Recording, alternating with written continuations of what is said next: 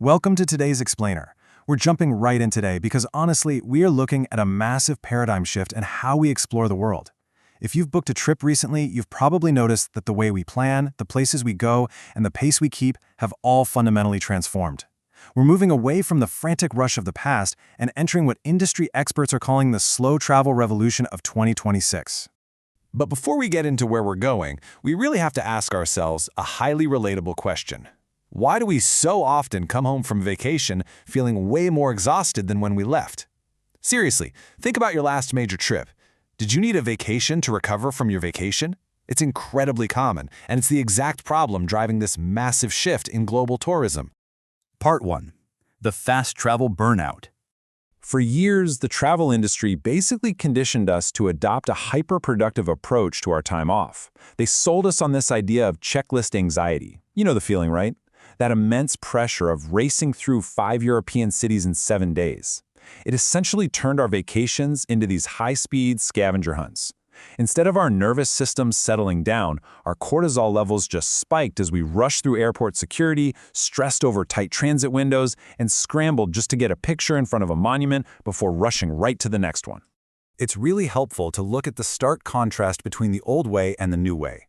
Fast travel relies on planes and express trains. Sure, it's exhilarating, but it's deeply exhausting, and your memory ends up being just a blur of landmarks. Slow travel, on the other hand, relies on walking, biking, and taking local buses. It's restorative, it's grounding. Your memory isn't a blur of buildings anymore, but specific faces, local flavors, and actual, real conversations. Part 2. The Slow Travel Revolution.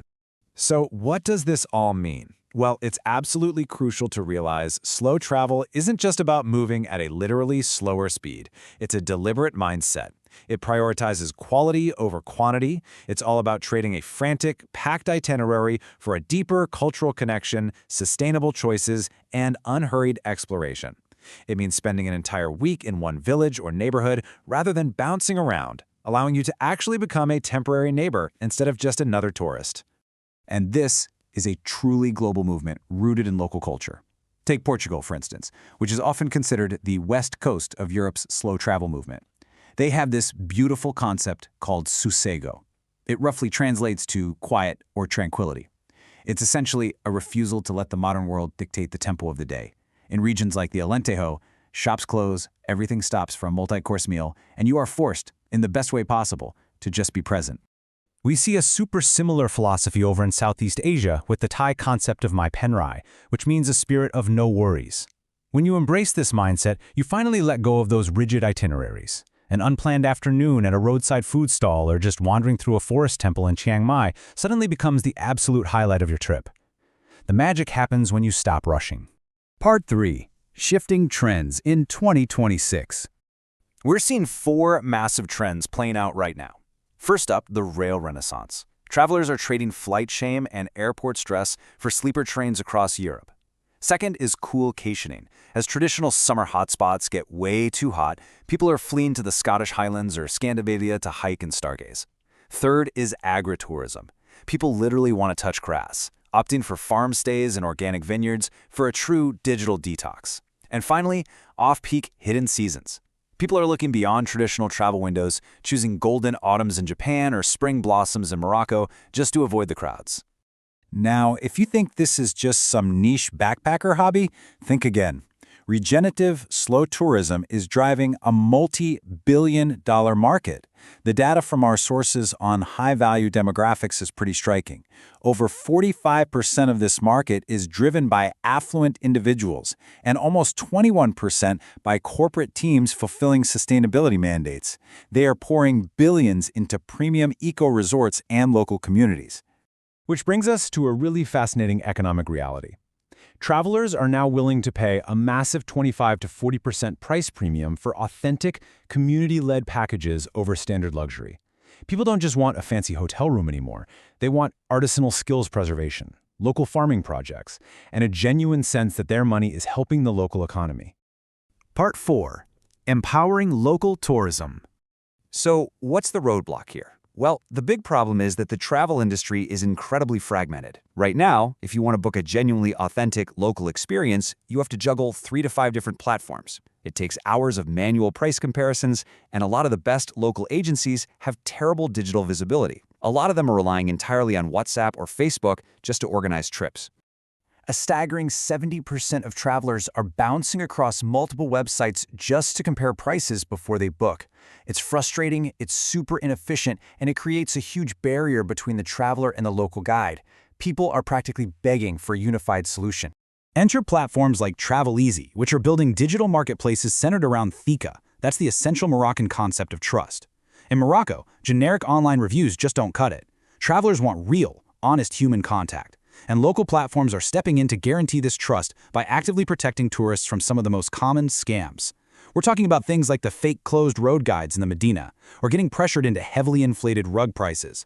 These platforms provide a comprehensive guide to fair pricing, so you actually know what things should cost. For example, a standard petit taxi ride? That should run you around 15 to 30 dirhams.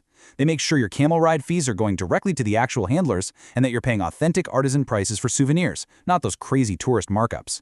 It gives you complete peace of mind while making absolutely sure your money is genuinely empowering the local economy.